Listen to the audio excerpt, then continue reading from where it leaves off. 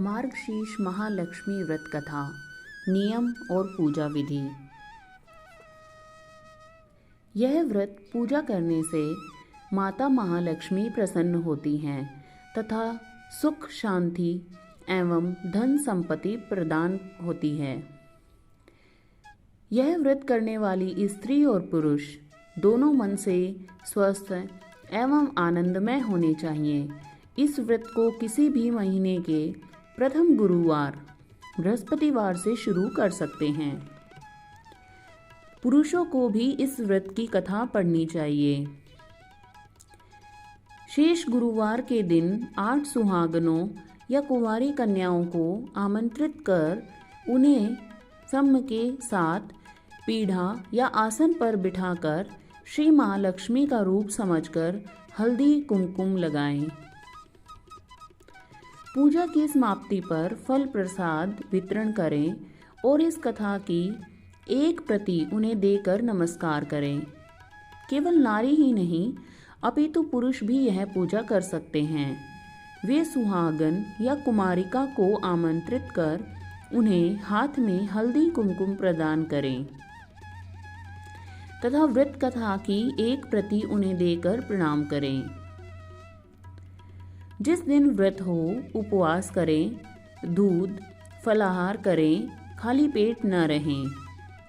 रात को भोजन से पहले देवी को भोग लगाएं और परिवार के साथ भोजन करें। पद्म पुराण में यह व्रत गृहस्थ जनों के लिए बताया गया है।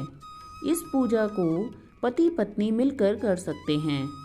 अगर किसी कारण पूजा में बाधा आए तो औरों से पूजा करवा लेनी चाहिए, पर खुद उपवास अवश्य करें। उस गुरुवार को गिनती में न लें।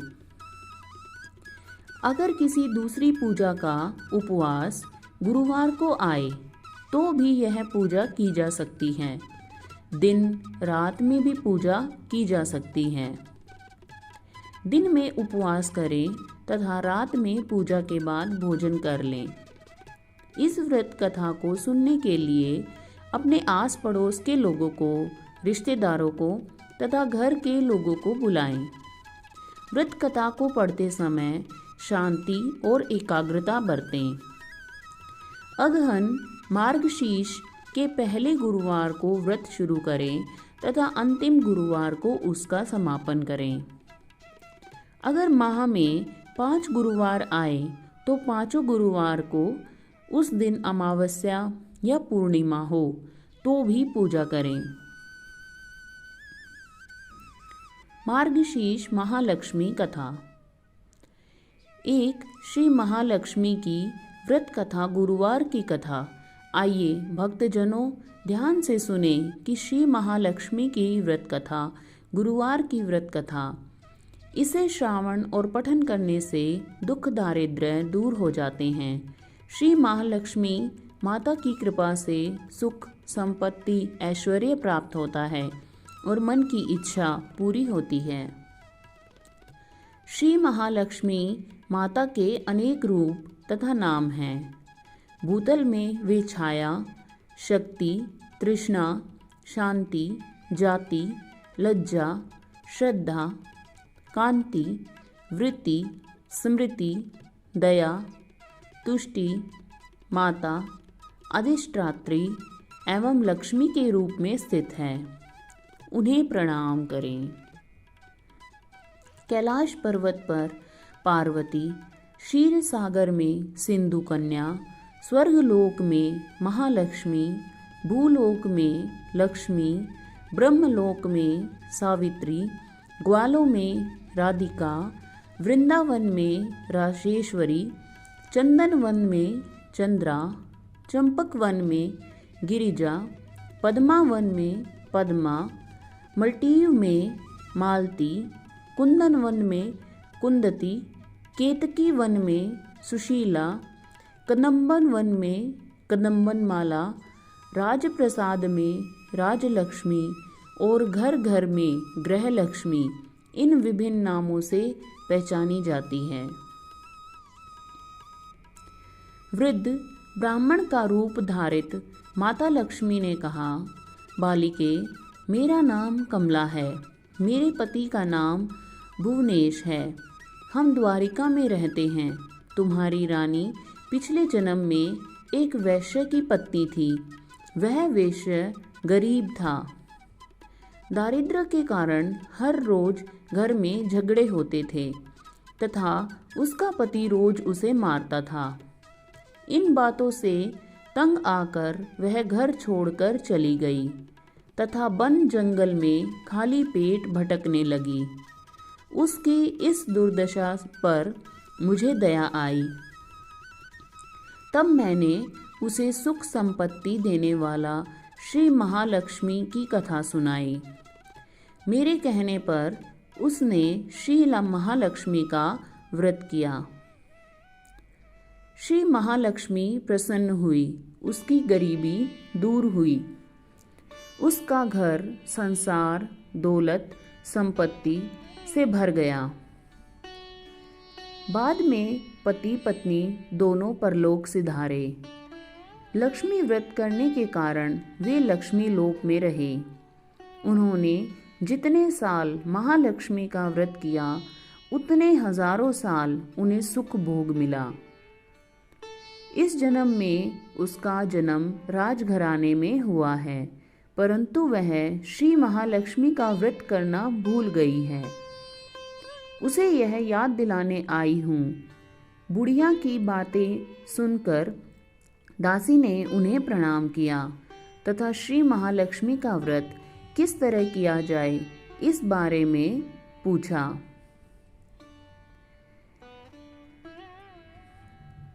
बुढ़िया जो कि रूप धारण किए हुए थी, श्री महालक्ष्मी माता ने दासी को पूजा विधि बताई और महिमा बताई। इस तरह सर्वथा चारों ओर और सर्वभूत में सुपरिचित माता श्री महालक्ष्मी की यह कथा है। अब हम इसका श्रावण पाठ करेंगे। भारतवर्ष के सौराष्ट्र देश में द्वापर युग की यह कहानी है। सौराष्ट्र में उस समय भद्रश्रवा नाम के राजा थे। वे बड़े पराक्रमी राजा थे। 4 वेद, 6 शास्त्र, 18 पुराणों का उन्हें ज्ञान था। उनकी रानी का नाम सूरत चंद्रिका था। रानी दिखने में सुंदर और सुलक्षणा थी और पतिव्रता थी। उन दोनों को 7 पुत्र तथा उसके बाद महालक्ष्मी जी के मन में आया कि जाकर उस राजा के राजप्रसाद में रहें। इससे राजा को दोगुनी धन दौलत की प्राप्ति होगी। वह इस धनेक कन्या का वरदान मिला था। कन्या का नाम श्यामबाला था। वह दौलत से अपनी प्रजा को और सुख दे पाएगा।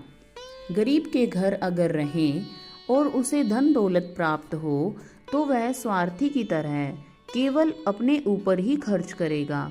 यह सोचकर श्री महालक्ष्मी जी ने बूढ़ी ब्राह्मण स्त्री का रूप धारण किया और हाथ में लाठी लिए लाठी के सहारे रानी के द्वार तक पहुंची। यद्यपि उन्होंने बूढ़ी औरत का रूप धारण किया था, पर उनके चेहरे पर देवी का तेज था। उन्हें देखते ही दासी एक सामने आई। उसने इनका नाम, धाम, काम व धर्म पूछ डाला। इसके बाद वह दासी माता को प्रणाम कर रानी को बताने अंदर चली गई। राजवैभव में रहते हुए रानी को अपने ऐश्वर्य का बहुत घमंड हुआ करता था। संपत्ति और अधिकार की वजह से वह उन्मत्त हो गई थी। दासी द्वारा बताई गई बुढ़िया की बातें सुनकर वह आग बबूला होकर राजद्वार पर आकर बुढ़िया रूपी श्री महालक्ष्मी पर बरस पड़ी। उसे यह मालूम नहीं था कि श्री महालक्ष्मी माता बुढ़िया का रूप धारण किए द्वार तक आई हैं। परंतु रानी को इस कदर रूखा बर्ताव तथा अपना अनादर देखकर माता ने वहां ठहरना ठीक न समझा। वे वहां से चल पड़ी। रास्ते में उन्हें राजकुमारी श्यामबाला मिली। उन्होंने श्यामबाला को सारी बात बताई। श्यामबाला ने अपनी ओर से श्री महामाता लक्ष्मी से क्षमा मांगी। माता को उस पर दया आई। उन्होंने श्यामबाला को श्री माँ लक्ष्मी व्रत के बारे में बताया।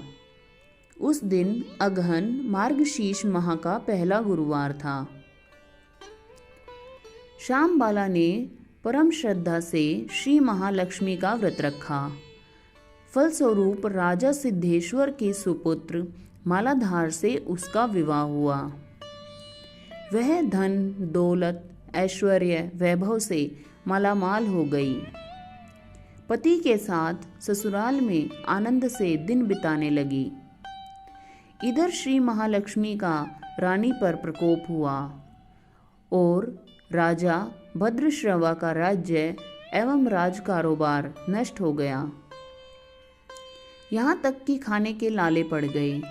ऐसी हालत में एक दिन रानी ने राजा से निवेदन किया, हमारा दामाद इतना बड़ा राजा है, धनवान है, ऐश्वर्यशाली है, क्यों न उसके पास जाएं, अपना हाल उसे बताएं, वह जरूर हमारी मदद करेगा।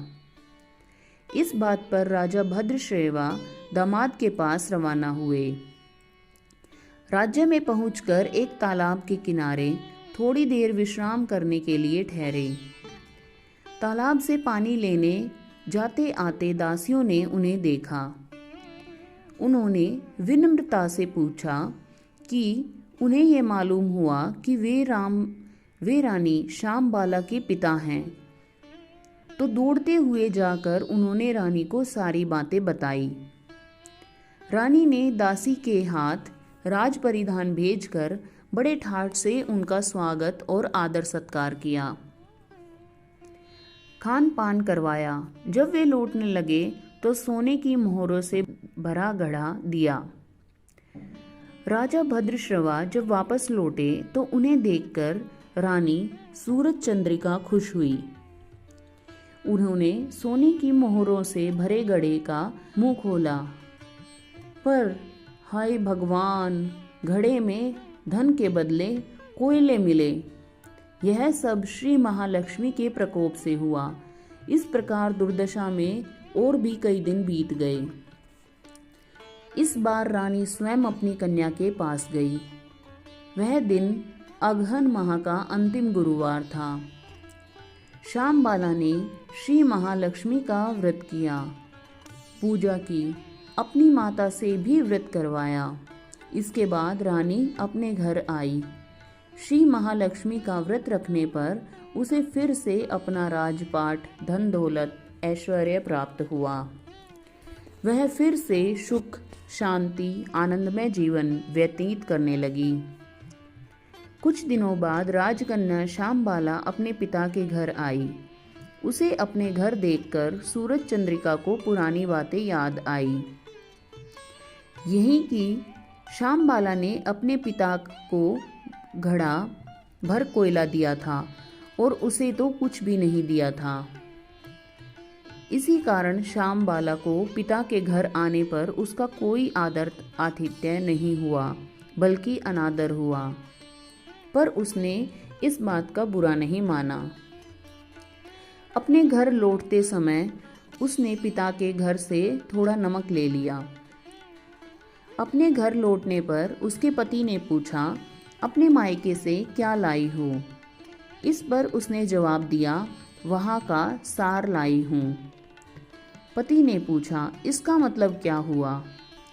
श्यामबाला ने कहा, थोड़ा धीरज रखें, सब मालूम हो जाएगा। उस दिन श्यामबाला ने सारा भोजन नमक डाले बिना बनाया और परोसा। पति ने खाना चखा। सारा खाना नमक बिना था, इसलिए स्वाद न आया। फिर श्यामबाला ने सारे भोजन में नमक डाल दिया और तब अपने पति को परोसा, और वही सारा भोजन स्वादिष्ट लगने लगा।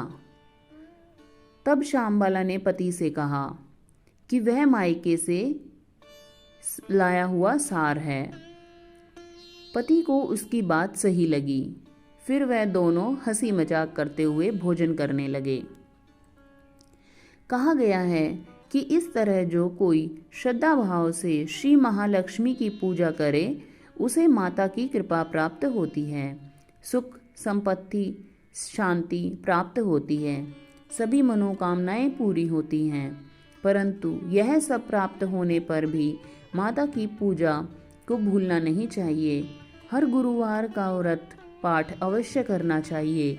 इस तरह श्री महालक्ष्मी की महिमा भक्तों की मनोकामना पूरी करती है।